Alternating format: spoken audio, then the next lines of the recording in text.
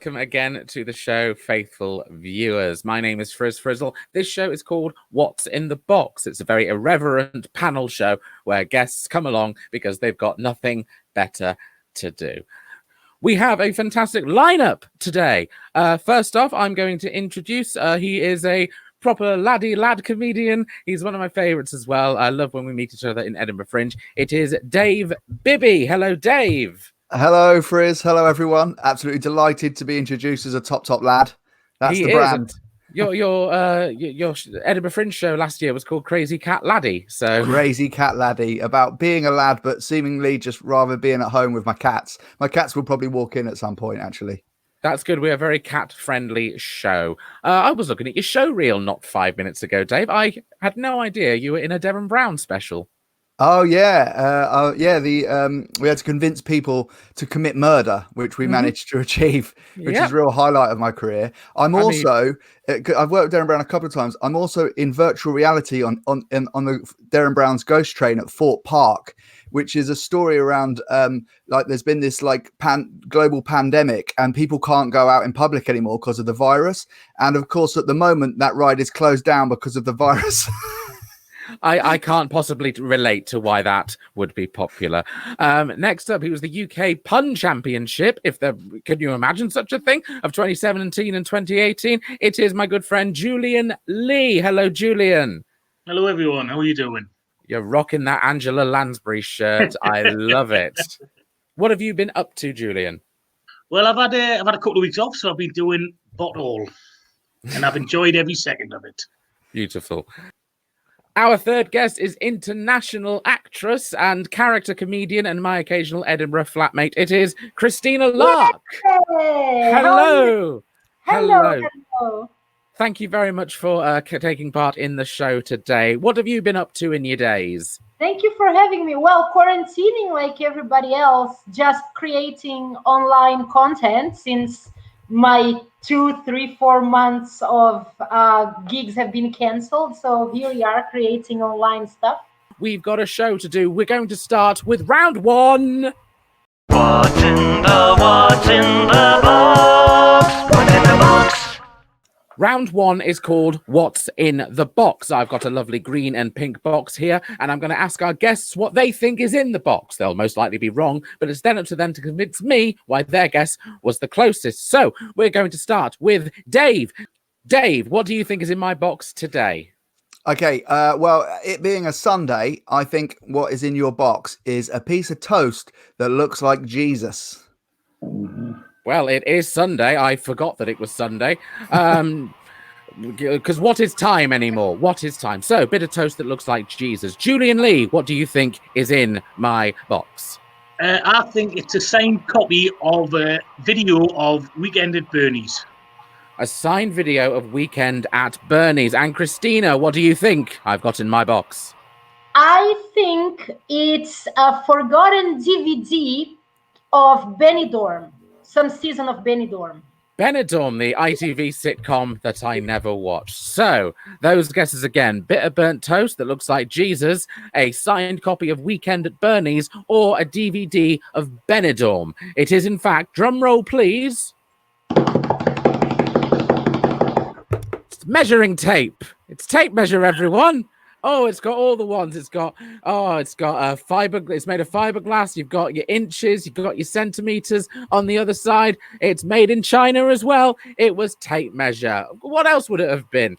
But it's time for our guests to tell me why their guess was the closest. We will start with Julian, who guessed a signed copy of Weekend at Bernie's. Julian, why was your guess the closest? Right. Well, you revealed it measuring tape. And I said Weekend at Bernie's. What is weekend but a measurement of time? Therefore, I was correct. Strong start. Dave, you've got that to compete with. Dave, why is this closer to a bit of burnt toast that looks like Jesus? Well, of course, the explanation behind the burnt toast is that I'm having a stroke, so that's why I could smell that. The reason why it looked like Jesus is because Jesus is basically the ultimate measuring stick, how we try to live our life to better ourselves, and he is the opposite end of our piece of measuring tape that we measure ourselves up against. I'm not even religious. Move over thought for the day. We have our new religious fanatic here. Very good, Dave. You've made me believe in Jesus again. Cristina, your answer of a DVD of the ITV sitcom Benidorm. Why was your guess the closest? It's clearly the closest one because Benidorm is far away from the UK, and the characters in Benidorm have gone long distances to go there. Plus a tape, measuring tape, and a DVD tape, like both of them are a bit outdated. Both of them are tapes. There you go. That's it. This is very strong. This is a first for What's in the Box. Usually one answer is miles ahead of the other. Usually I give 3 points to one person, but Cristina and Dave, I'm giving Dave 2 points because of the Jesus analogy. Cristina, 1 point. That's the first time I've ever done that. Apologies, Julian, but that is how that goes. That's the end of round 1. Dave with 2 points, Cristina with 1. It's a quick round. It's time for round 2. What's in the box? What's in the box?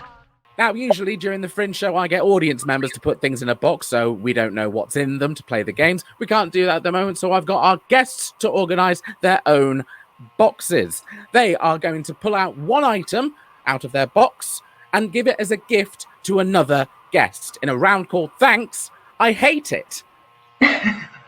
Guests playing today, when you are given your gift, you have to act. It's an acting game, this one, about why that object is the worst object that you could possibly have in your life, why you're offended by the mere idea that someone would give you this object as a gift. So we're going to start with Dave, Bibby, and the gift is going to be given by Julian. So Julian, what item from your box are you gifting to Dave? I'm going to give Dave an old-fashioned tin opener. It's very old-fashioned tin opener. Dave, why is this tin opener the worst possible gift that you could have been given? I cannot believe he's given me a tin opener. He has clearly been following me, and he knows full well at the start of this pandemic, people were stockpiling at the supermarkets. I was at the back of the queue and I was unable to get any tins of beans. And people were coming out with their tins of beans and chopped tomatoes going, I'm going to live forever. We're going to go and disappear into our bunker. But of course, I had no tins at all and I'm going to die. And he gives me a blooming tin opener. I feel sick. That's unforgivable, Julian. Next up, Cristina, you're going to be given a gift from Dave. Dave, what's in your box? Well, in my box is, of course, I carry it everywhere. It is fairy dust. It is fairy dust. Cristina, tell us why you're so offended about this gift. Look, this is, call it as you want. This is plain old glitter. And glitter, as we all know, is 1 second in your face, 1 lifetime in your bed sheets, in your crotch, in your floor, in your food, in your life, forever. So you're gifting me this thing that's gonna stick with me until after I die. So thank you. Thank you very much for that. A lifetime in your bed and my crotch is also my Tinder bio. Julian, you are next. Cristina has a gift for you. Cristina, what's your gift for Julian? Yes, I do have one, and I wish I could tell you why it's the worst thing ever. This is a GoPro head mount. Julian, this gift of a GoPro head mask, why is it the worst gift? Why are you so offended by it? Well, everyone knows about my inability to carry any photographic or video equipment. I've actually seen specialists in Bern and Zurich about this. So to give me, without providing the GoPro to give with it, is just basically saying, we don't want you to ever photograph or video anything ever again. Generations of your family will never know the sporting activities that you get up to because you will have the strap without the strap on, so to speak. And I actually bought this thing in 2016 because I went backpacking. And back then I had a boss who had told me he would give me the GoPro camera. I don't use it. I bought it. I never use it. I'm going to give it to you. 2 weeks passed and he started making more and more excuses. Oh, I've just moved house. Everything is bought. So literally, I was waiting for the GoPro to come. I had the mount and the GoPro never came. Oh, you've been offended by your own gift, Cristina. I love it. It's a very different way of playing the game, but because of the double offensiveness, that's 3 points to Cristina because I love the whole glitter analogy. 2 points to Julian. Just because you used the word strap on, and I'm a sucker for that sort of humor. And Dave, 1 point for that. That's 3, 2, and 1. Beautiful. End of round 2. Time for round 3. What's in the box? What's in the box? Round 3 is the music round. Regular viewers of What's in the Box know that I collect CDs because I'm a big fan of that old-fashioned medium. Today's compilation CD is 5 original albums from Electric Light Orchestra. And I've been looking at the track list of these 5 albums, and I've noticed that a lot of them sound like superhero names. So I'm going to read out a list of either track titles from ELO's discography or a DC comic villain in ELO or Evil Bro. That works. One of these, right? One of these names are both, right? One of the names I'm going to read out is an ELO track title and a DC comic villain, right?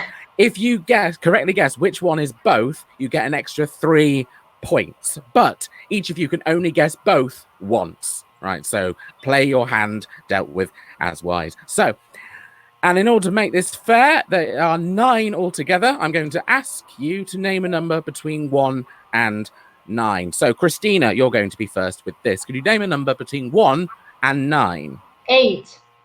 8 is Eclipso. So, is that a song by ELO or a DC comic character? Sounds like a DC comic character. Are you going with that? Yes. You are correct. That is 1 point for Cristina. Julian, could you please name a number between 1 and 9? 2. 2. Number 2 is Midnight Blue. Is Midnight Blue an ELO song, a DC comic character, or both? Both. You're going with both. Sadly, it is just an ELO song. You have lost that. But you can't guess both again, I'm afraid. So if it comes up again, you can't guess it. Dave, Bibby, a number between 1 and 9.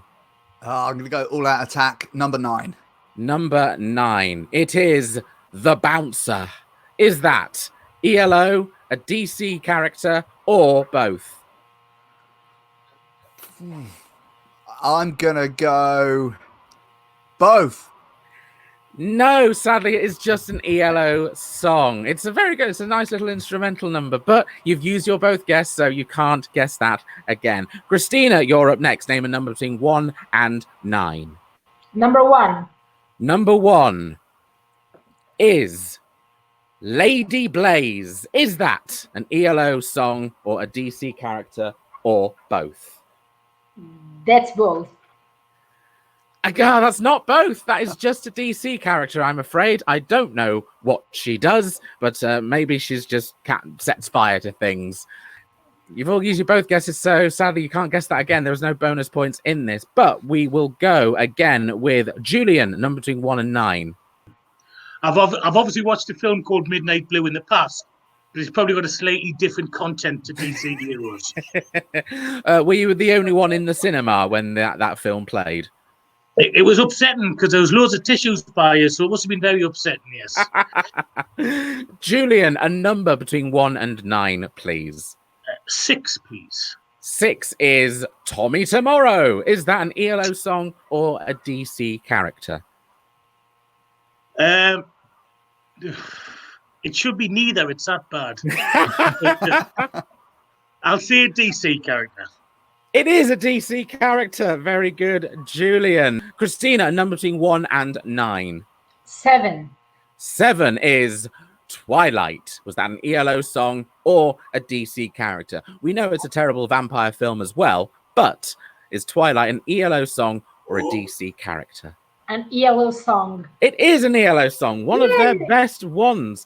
Now, I will say Twilight, right, in my 30 seconds of research for making this game, because I'm not going to put any more effort in, Twilight was the name of a 3-part comic series by DC starring Tommy Tomorrow. So I'm very happy that they merged together. Dave, Bibby, a number between 1 and 9. You've got 3, 4, and 5 to choose from. Let's go number 5. Number 5 is Knight Rider. Is that DC or ELO? DC. Yeah. And you can't lose because that was the both one. That is both an ELO song and a DC character, but sadly only the 1 point. Julian, 3 or 4? Well, 3 is the magic number, so we'll go for 3. Cornelius Stirk. Is that an ELO song or a DC character or an ELO character? I don't know the names of the people in the band. It's a Charles Dickens character. I don't know about anything else. I'll have to go for DC character. It is a DC character, Julian. And finally, Dave, this is your one. Shangri-La.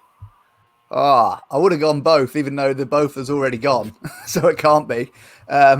Shangri-La sounds like ELO. Is that your guess? No. All right, Charles Ingram. ELO.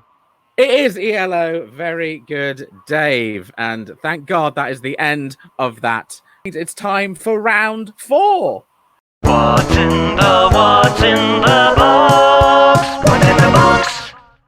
5. Round 4 is called The Show Must Go On. As we all know, the Edinburgh Fringe was cancelled. Everything has been cancelled. But luckily, I've got 3 guests who had a show already prepared. All right. And they're going to learn what the titles of the show are. And they're going to preview a snippet of their show. But the first title is for Dave, Bibby. And your show this year, we were all looking forward to it. It was called A Stripper. That was that was the title of the show. So here is Dave Bibby with a segment of his show, and you can explain what it is before you do it with The Stripper. Yeah, sure. Well, thanks for coming down today. As you know, I can't be near too much paint, so I have Larry wallpaper. This brand new show, The Stripper, is me both stripping, taking my clothes off, dancing, while also stripping paint from the walls. It was going to be going on tour to theatres that really need a new lick of paint. So here we are, a little taster of A Stripper.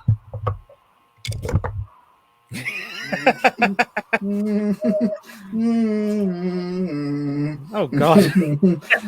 Get rid of the pain. Oh, little bit of cheek. I think that'll do. I think that will do as well, which I believe was the 1-sentence review of that show. Julian. Can I just mention, I don't think you know this phrase. This is genuinely a fact, by the way. Back in my 20s, I was a proper gym bod. So I went to the gym all the time, and from the neck down, I looked pretty good. And I was a kissogram for 6 months. This woman came up to us in a nightclub and went, "Have you ever thought about being a kissogram?" And I was like, "Are you taking a piss?" And she went, No, you've got the body for it. And I had sort of floppy hair at the time. So for about 6 months, I was a kissogram. Just thought I'd tell you that. Bonus point. It's getting a point for that. That is very, very I need interesting. to stress, I looked a lot better in those days. This was before a hedonistic lifestyle had really caught up with us. So Kissograms all out of work for a long time as well, aren't they? You can't be kissing. You can't be a kissogram from 6 foot distance, can you? Just bring your own cling film. Just. Sorry, just a quick addendum for that. I used to run club nights, and by the time I was running club nights, I'd put on a lot of weight. I was quite heavy, and I'd finished my club night one night, and my mate who was DJing said to his girlfriend, "Oh, Shaft," which was my DJ name, "used to be a kissogram." She said, "What? Like a blobogram?" So like a fat kissogram. What an insult! What a weird, just making up words to insult people. Right, let's go back to the game. You've got a new show this year, haven't you? And the show is called Shangri-La is actually a Marvel character. So with her new show, Shangri-La is actually a Marvel character, which I believe is a show of nitpicking comics and stuff like that. Here is Cristina Lark. So my show this year is showing my DC versus Marvel geek Nazi correcting everyone about every single thing they got wrong, about every single episode of Marvel, DC, Rick and Morty. It's just 1 hour of me telling people how stupid they are. I'm pretty sure this is going to be a 5-star one. Yeah, everybody's gonna love this. I'm gonna get all the geeks there just to. And the thing about this show is, whoever mentions Hitler first gets an award. In the discussion, in the heat of the discussion, secretly, the first person who mentions Hitler wins the show. Okay.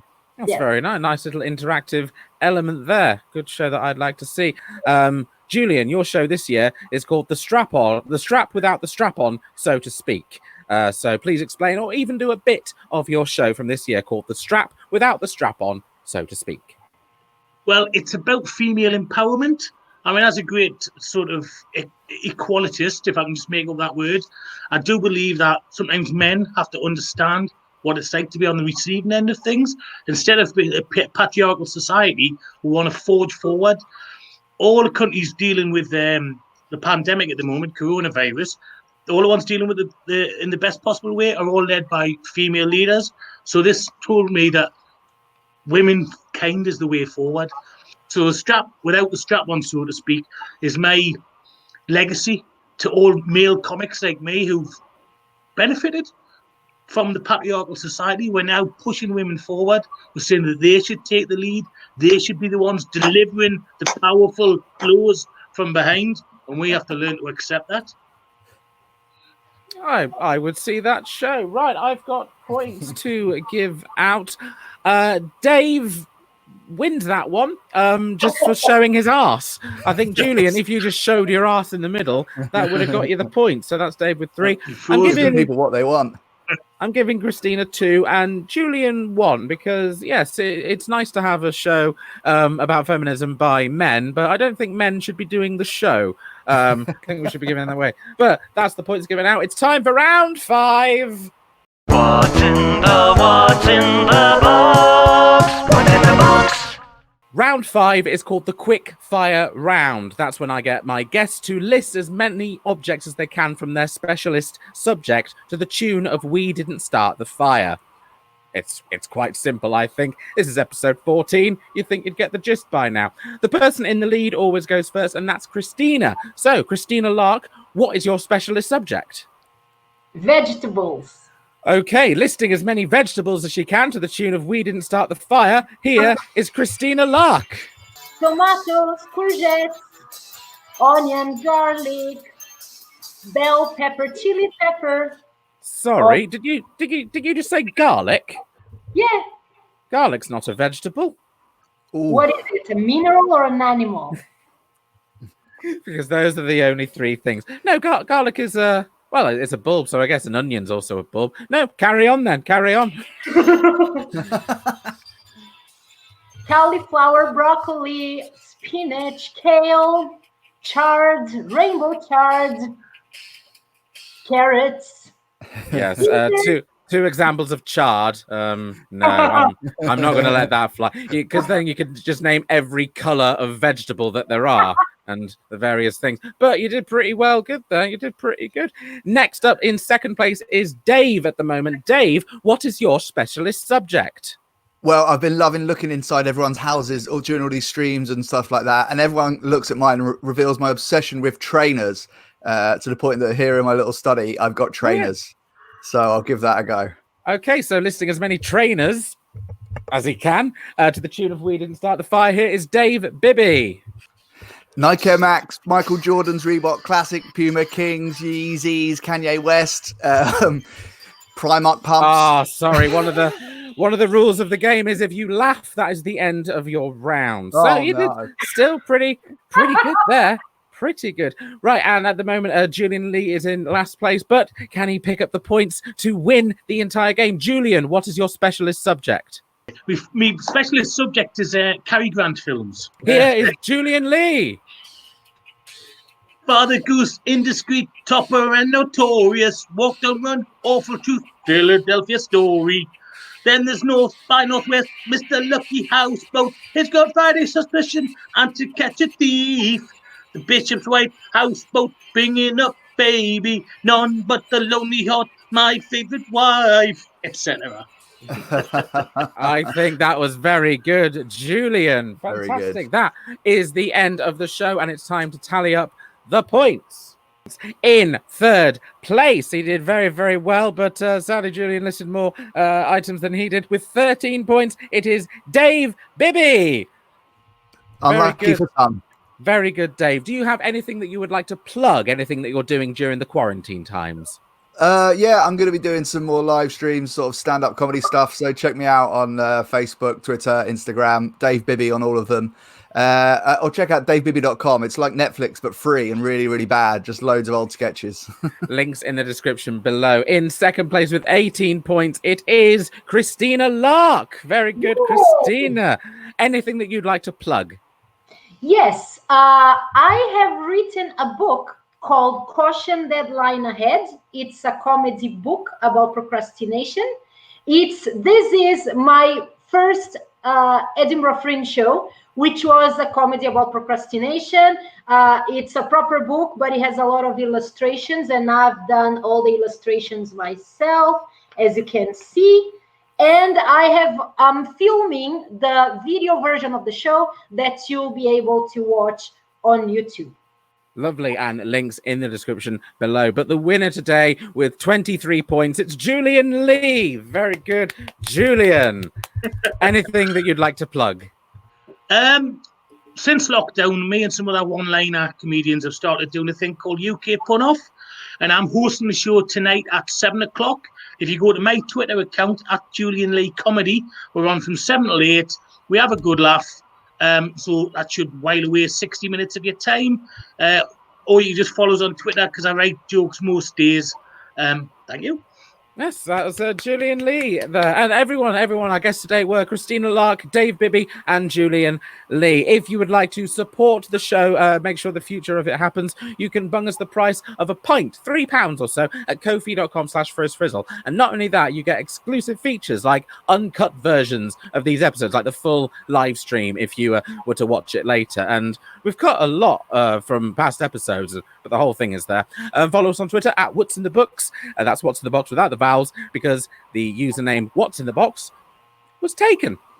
One more time, we had Cristina Lark, Julian Lee, Dave Bibby. I've been Frizzle. Now could everyone wave to the camera for 23 seconds as the end credits play? What's in the box? What's in the box? What's in the box? What's in the box? What's in the box? And that should be fine. Oh, and Julian Lee went off like That's enough of that from Julian. right.